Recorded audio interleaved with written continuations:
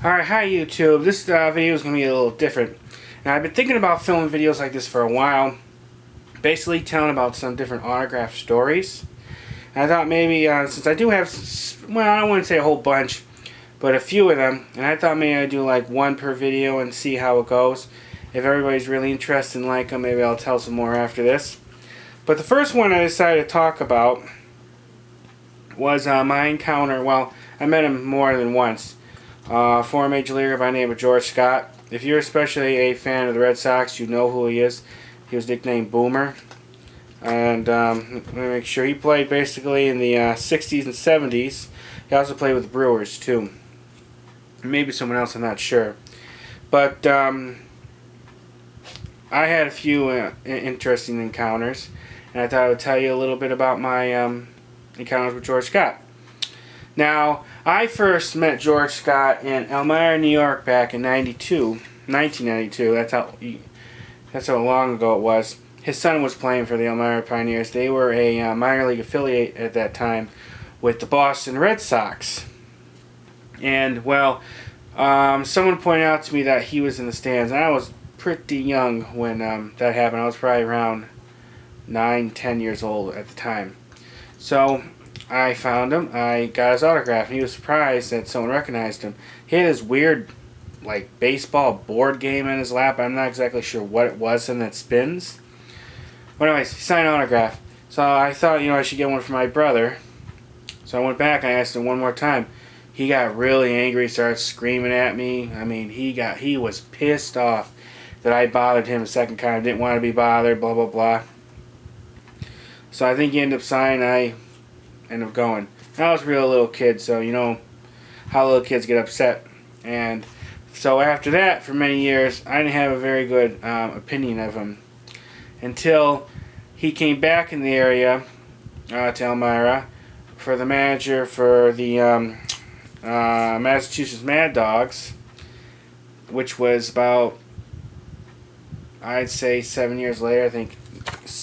No, 6 years later, 98.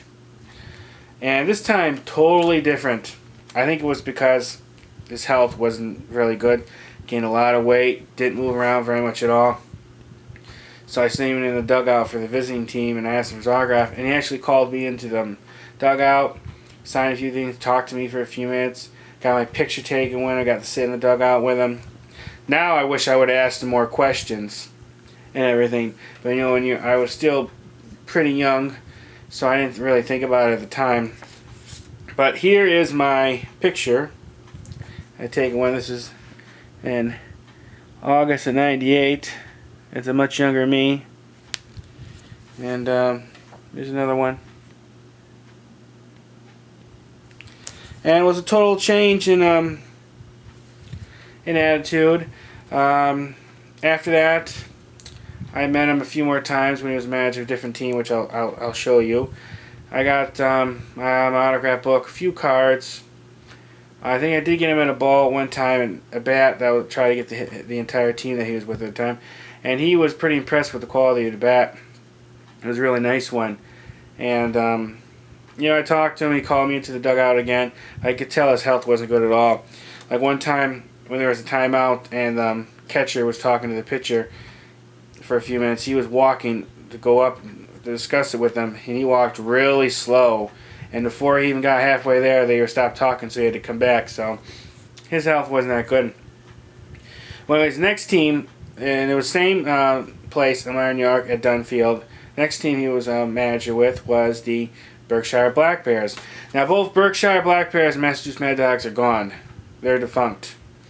And the leagues that I seen him in, which was independent leagues, they're gone too. They either changed names, ceased operations, or they merged with another league. Totally gone now. But this one, this picture I had taken with him, this was probably a couple years later. Here he is with Berkshire.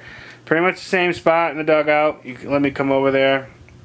This is really cool. He was really nice then, too. And fortunately, George Scott, he passed away a few years ago.